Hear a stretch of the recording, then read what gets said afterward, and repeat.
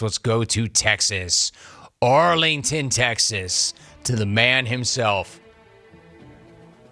The only caller who has walk-up music these days. The autumn wind. He is Raider Mike. What's up, Mike? Fan smack. Epic. Thanks for taking the call, buddy. For the record, Jim, it was a rub play by third and Renfro, which went against Marlon Humphrey, and it got Jones free on that game winner. It's been probably a year to the day since I've been in, Van Smack. Apologies there. The job's had me a little busy working that suntan in the Kuwaiti desert. And it's epic to be back in on a Victory Tuesday. You know, I was in Vegas this summer and toured that place. I toured the Death Star. Beautiful crib, sweet. A legit football stadium, not the Taj Mahal they built out in Inglewood. Legendary first game last night, shades of 2016, lucky or not. Probably the most impressive performance I've seen from a Raider defense in probably 5 years. Swarm tackling, collapsing the pocket, forcing 2 turnovers out of a talent like Lamar Jackson. Both ended up as touchdowns. How un-Raider-like is that? But you got to be lucky to be good. Couple of notes, Fan Smack.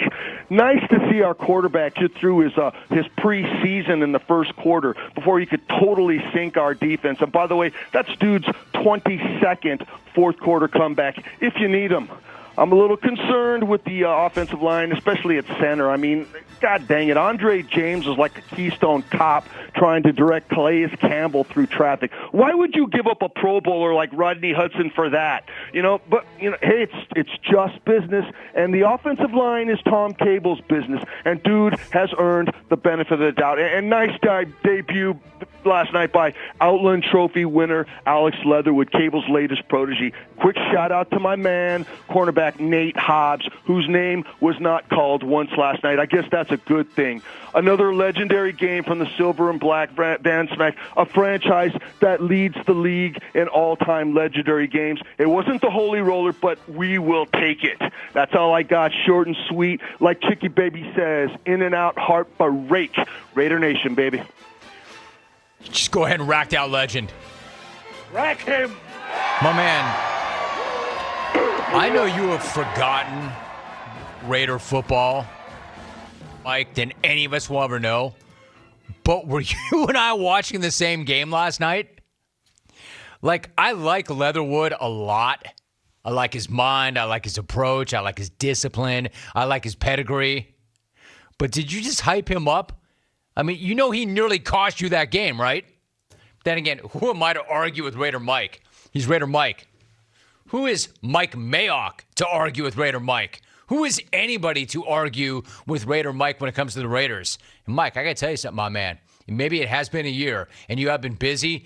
That's about as good and as energetic and as fired up and as lucid as you have sounded since back in the day. Sounded good, Raider Mike. He's fired up. His guys got it done. And yes, Derek Carr leading them down the field. Of course, he thought that his night was done. He admitted it. He turned his back on the field. He was going to pray it out. He was going to wait for the kicker to do his job, only to realize they lost the kicker. Not the kicker couldn't find his helmet. The coach couldn't find the kicker. That'll happen to the Raiders. No one could find him.